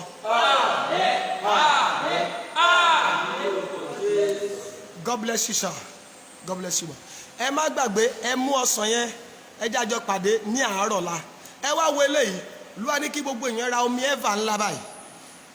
Bẹ́ẹ̀ni wàá wá ọṣẹ kan, ó lè jẹ́ Dettol, àwọn ilé báyìí Premier náà rà, àwọn kan ra Eva méjì ni wàá ra iyọ̀ kan, ọṣẹ yẹn á jẹ́ colour pink, àwọn kan ra Eva soap, àwọn kan ra Dettol pink, àwọn kan ra Premier, wàá ra iyọ̀ kan báyìí, wàá wá sopọ̀ báyìí. Torí ẹ̀yin tẹ́ ṣe ń wò wá lónìí, sáàmù àwa máa ka sáàmù yẹn sí lójoojúmọ́, ó di on the 30 ká tó parí ẹ̀. On the 30 yẹn náà la máa parí ohun gbogbo, torí on the 30 yẹn náà ni birthday mi náà. Bẹ́ẹ̀ni so sáàmù àkọ́kọ́ nítorí ẹ̀yin tẹ́ ṣe ń wọlé lẹ́ni Psalm 3, day 2 sáàmù ọjọ́ kejì Psalm 81, sáàmù ọjọ́ kẹta Psalm 72, sáàmù ọjọ́ kẹrin Psalm 24, sáàmù ọjọ́ karùn-ún is Psalm 22. Let me come again. Sáàmù ọjọ́ àkọ́kọ́ day 1 is Psalm 3, day 2 is Psalm 81, day 3 is Psalm 72, day 4 is Psalm 24, day 5 is Psalm 22. Sáàmù èní tí jẹ́ ọjọ́ ìkẹfà ó jẹ́ Psalm 114. Sáàmù tòní is Psalm 114. Tẹ́ ẹ bá ti ka sáàmù yẹn sí, ẹ lọ gbé síbi tí àwọn ọmọ yóò ti ní ṣeré pàdé bẹ̀. Ó lè jẹ́ kọ́nà kan ní yàrá rẹ̀, ibẹ̀ ni kò ti máa kà sí, kó dẹ̀ gbé síbẹ̀. Á dàbí pé you have made that place a sacred place. Wàá ra gbé síbẹ̀, wàá máa ka sáàmù yẹn sí, jẹ́ kí áńgẹ́lì Ọlọ́run jọ máa ṣiṣẹ́ nínú ẹ̀. On the 30 psalms náà la máa kà sí ojoojúmọ́, a máa fún wa lẹ́yọ kọ̀ọ̀kan. Bẹ́ẹ̀ni so the first day Psalm 3, Psalm 81, Psalm 72, Psalm 24 and Psalm 22. So èní tó jẹ́ ọjọ́ ìkẹfà is Psalm 114. Psalm 114. Bẹ́ẹ̀ni òun ni Psalm ọjọ́ ìkẹfà tí ṣe èní. So ẹ má gbàgbé àárọ̀ la gbogbo ènìyàn 8 a.m. Nigerian time ẹ lọ wá ọsàn. Ẹ jẹ́ kí ọkọ ra tiẹ̀, ẹ jẹ́ kí ìyàwó ra tiwọn, ẹ jẹ́ kí àwọn ọmọ ra tiwọn mọ́ náà. Bá a ti ń gbàdúrà tán láàárọ̀ la ẹsẹ̀kẹsẹ̀ la máa mú lórúkọ Jésù, ọ̀rọ̀ rẹ̀ dẹ̀ máa dayọ̀. Amen. God bless you sir. Gbogbo èyí tí Ọlọ́run ń lò fún ìpàdé yìí lórúkọ Jésù ẹ ó ra àánú gbà o. Amen. Ayé yín máa dìde o. Amen. Ojú ò ní tì yín o. Amen. Ẹ ó ríran lọ́wọ́. Amen. Ogun ayé kò ní borí yín o. Amen. Lórúkọ Jésù ogun ayé ò ní borí yín o. Amen. Gbogbo èyí tí Ọlọ́run ń lò fún prógráàmù yìí lórúkọ Jésù ọ̀rọ̀ yín máa di àríyànjiyàn. Amen. Mo ní ọ̀rọ̀ yín lórúkọ Jésù ó máa di àríyànjiyàn. Àmín. Níbi tó ti yẹ̀yẹ́ yín ẹ máa dẹni ayẹyẹ níbẹ̀. Àmín. Mo mọ̀ pé ẹ̀yin náà gbìyànjú, kì í ṣe dátà kékeré là ń lò, ẹ̀yin náà tẹ̀dẹ̀ ń wò náà kì í ṣe dátà kékeré là ń lò. Mo gbàdúrà fún yín lẹ́yìn prógráàmù yìí ẹ máa ní testimony. Àmín. Ìwọ tó bá fẹ́ pè fún àdúrà àti ìmọ̀ràn àbọ́lọ́run wá fi kọ́kọ́ sí ẹ lọ́kàn pé prophet ẹ má bínú, eléyìí kẹ́ máa fi bírèkì, eléyìí kẹ́ fi ra dátà, eléyìí kẹ́ fi ṣe báyìí kẹ́ fi ṣàwo. O lè pè mí sórí nọ́mbà yìí 080 39 46 21 47 080 39 46 21 47. Once again 080 39 46 21 47. Lórúkọ Jésù a ó ra àánú gbà. Àmín. Ọ̀rọ̀ wa dẹ̀ dayọ̀. Amen. God bless you sir. God bless you ma. Èmi Joshua ní ẹ̀rí kan. Ẹ má gbàgbé ẹ jẹ́ àpàdé ní àárọ̀ ọ̀la lórúkọ Jésù aago 8 a.m. Nigerian time pẹ̀lú omi àti ọsàn rẹ láàárọ̀ ọ̀la lórúkọ Jésù. Ìjáde rẹ lọ láàárọ̀ yìí ó lọ bá àánú pàdé. Bó o ti ń jáde láàárọ̀ yìí ibi tó o máa dé tó o ti ní ràánú gbà ó ní rìn débẹ̀. Ibi tèmi àti ẹ máa lọ táwọn ní padà wọlé a ò ní lọ bẹ̀. Ibi tá a máa dé láàárọ̀ yìí tá a máa ti rí ìyanu tá a máa ti ràánú gbà lórúkọ Jésù ó máa rìn débẹ̀. Káago 2 láàárọ̀ tó lù, káago 3 ọ̀sán ó tó lù, káago 4 ìrọ̀lẹ́ ó tó lù, gbogbo èyí tẹ́ táìpù àmì tẹ́ ṣàmì ó máa ní testimony. Ìbùkún láti ọ̀run wá Ọlọ́run rán sí ọ. Orí ibẹ̀ ó ṣe bẹ́ẹ̀. Jésù Kristi agbára wa. Èmi Joshua ní ẹ̀rí kan. God bless you sir. God bless you ma. I love you all with the love of God. Ẹ ṣé sir. Ẹ ṣé ma.